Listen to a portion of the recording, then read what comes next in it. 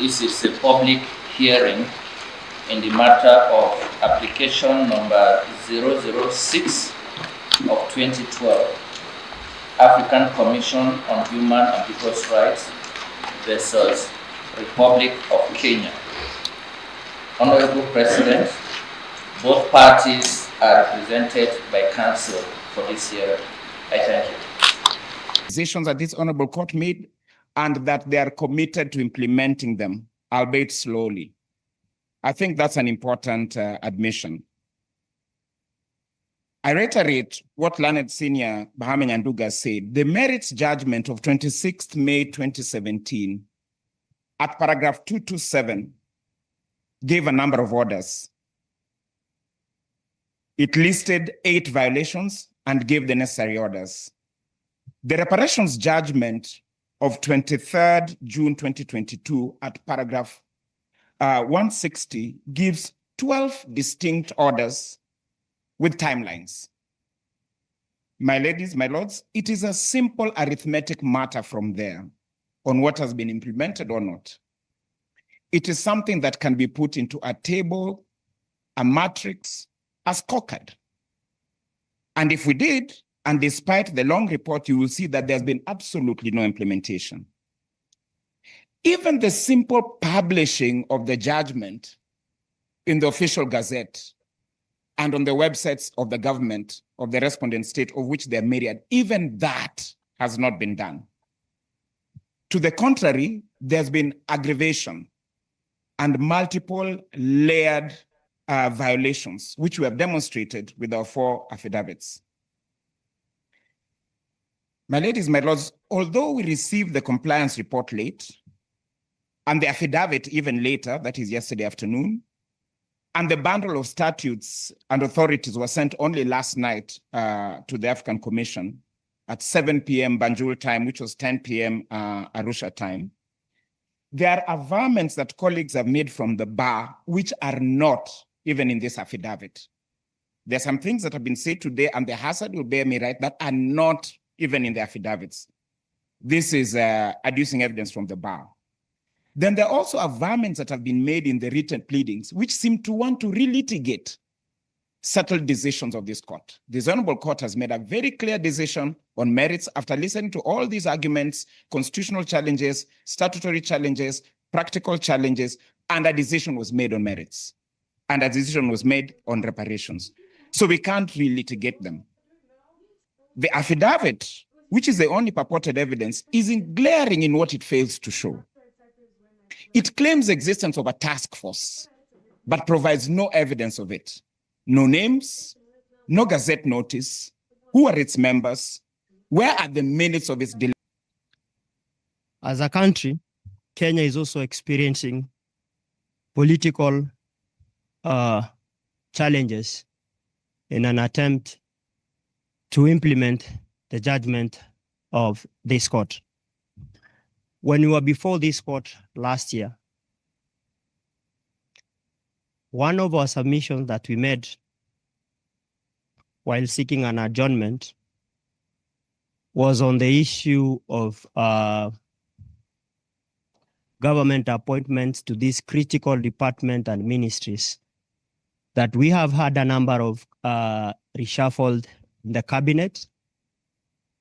Some of these cabinets and ministries are key in implementing this particular judgment. So whenever we experience change in a particular department and ministry, that has a very big bearing in implementing this particular judgment. Several national authorities have varying mandates, and this has an impact in realizing full implementation.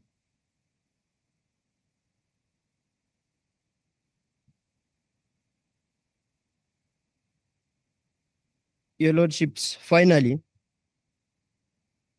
the National Land Commission is engaging in an active consideration This is the report that was submitted by the National Land Commission on the identification of the OGIEK community.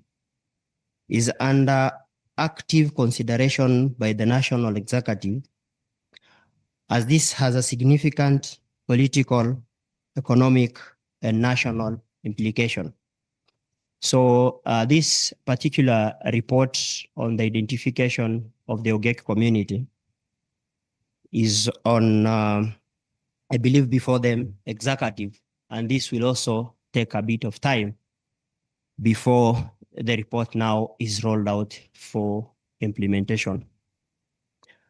We will be requesting this court to give us relatively considerable amount of time, and this will be submitted on by my colleague, Ms. Mutindi, in response to the submissions made by the AMICA, drawing a comparative analysis on how other regional courts such as this have given a wider latitude when it comes to compliance of a sensitive ruling and judgment such as this.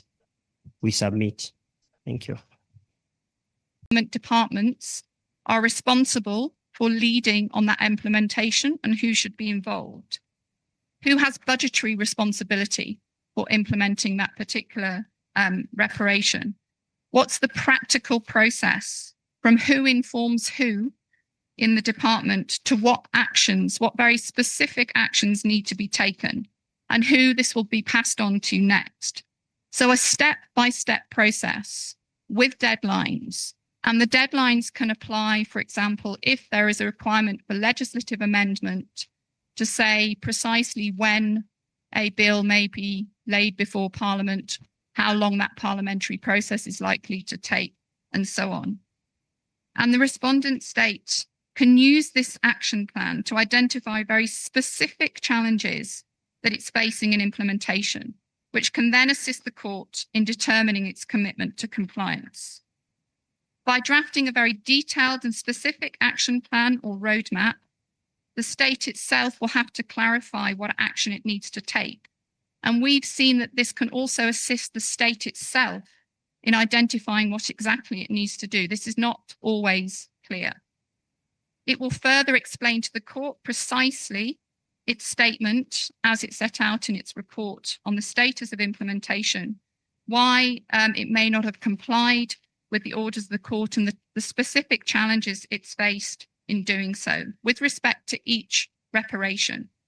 It will also enable the court to monitor more closely what the state has done to implement its rulings, as well as for the state to identify in detail explanations of the challenges impeding the implementation processes that it's identified. The judgment on the merits and reparation in this matter has been viewed as a testament to the importance of the court on the continent as a protector of human and people's rights. This compliance hearing, being the first of its kind at the court, offers a unique opportunity for the court to set out proactively a creative and flexible approach to its role here and in other matters before it. Thank you.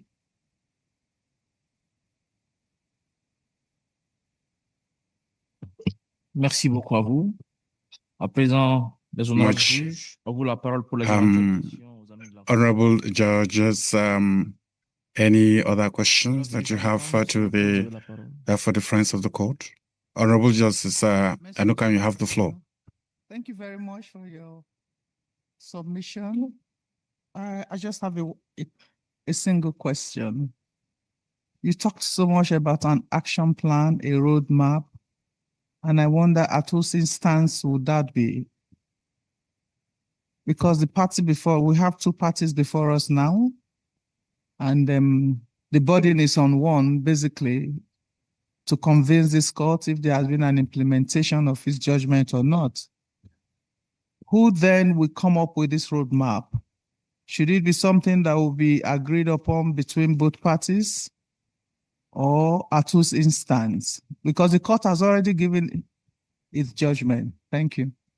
I'll appreciate if you throw more light on that. Thank you.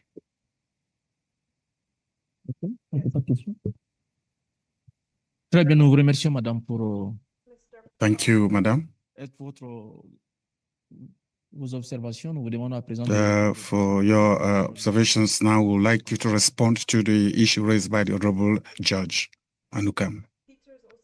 I mean, just to reiterate, the court has already set out extensively in its merits judgment and reparations judgment and reiterated in its order of November last year what the state needs to do with timeframes, and that should be the starting point. But if one of the challenges identified by the state is some technical legislative processes, and the process has continued for many years already, then requiring the state to set out what it considers to be very, very specific steps and timelines by which certain things need to be done for the consideration of the court. So not to suggest that what the state says will be adequate or will fit necessarily with what the decisions of the court are, but for the court to assess whether that roadmap then is sufficient to take the necessary steps within the time frame that the court considers appropriate and has set out in its ruling so far. That is, implementation should not go backwards and violations should not continue or worsen. The court can engage in a dialogue with the state on the basis of this roadmap, which the court will determine if it is appropriate and fulfills the court's orders at various stages, and it will need to be updated and amended. I thank you for your the opportunity to present before you. Merci. Thank you very much. À toutes les parties. I'd like to thank all the parties. I'd like to thank the honorable judges. Merci aux amis de la Cour. Thank you too to friends of the court, to the audience, since we have done with the agenda of the day. We are adjourned. Mimi ni mkurugenzi wa OGIEK People's Development Program. Leo tumekuwa hapa kotini, African Court, hapa Arusha, Tanzania. Na kwa kweli kabisa mimi nimefurahia vile majudges wameweza kufuatilia kesi ya OGIEK. Kwa ukweli kabisa jamii kama OGIEK walikuwa wameanza kuwa na ile kufikiria moyo yao zimeenda chini sana, lakini leo vile tumesikia vile koti imeelekezwa ni kwamba bado tuko na tumaini kwamba hii kesi ya OGIEK itatekelezwa, na serikali ya Kenya wameweza kuelezea vizuri sana kwamba watafanya juu chini kujaribu kuweza kutekeleza kesi ya OGIEK na waweze kurudi nyumbani na waweze tena kusimamisha mambo ya kufurusha watu huko kwao nyumbani na utamaduni ya jamii ya OGIEK, na tena kusema kwamba jamii ya OGIEK ni asilia, na hii imeweza kudirika sana kwa hii kesi leo. Na vile jaji wataamua sasa, tumeachia hawa kwa sababu wamekamilisha siku ya leo, na wale tena marafiki zetu wale wamekuja kutoka kila mahali, tumefurahia. African Court vile African Commission pia wameweza kuelezea na kusimama imara na jamii ya OGIEK. Mawakili wetu tunashukuru kwa ile kazi wamefanya kuelezea koti vile ile mashida jamii ya OGIEK wameweza kuona, na leo tunafikiria tuko na tumaini na tunaomba serikali ya Kenya waweze kutekeleza kesi ya jamii ya OGIEK. Kuna shughuli gani zinazoendelea ndani ya msitu kwa sasa hivi?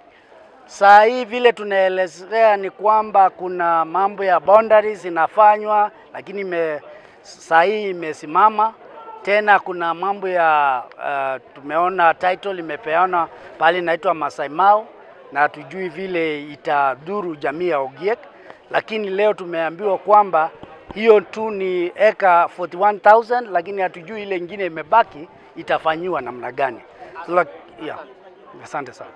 Majina Habari hii inatokea jijini Arusha, inahusiana na hoteli ya kimataifa ya Parrot Hotel. Hoteli hii ina hadhi ya nyota 4 ya ukweli iliyopo Kaloleni jijini Arusha. Jengo lake ni la ghorofa lenye floor 13, vyumba 116 vya kulala vyenye hadhi tofauti. Hapa kuna executive suite, junior suite, executive, standard bedroom, double deluxe na twin bedroom. Parrot Hotel ndani yake ina migahawa miwili. Mmoja ni maalum kwa ajili ya kupata kahawa za aina zote. Sehemu ya pili ni ya kupata chakula pekee. Hapa kuna bar maalum yenye swimming pool iliyopo floor ya 3. Kuna kumbi za mikutano kubwa 2 na kumbi ndogo kwa ajili ya vikao. Katika Afrika Mashariki, Parrot Hotel kwa sasa ni hoteli ya mfano kutokana na ubora wa huduma zake.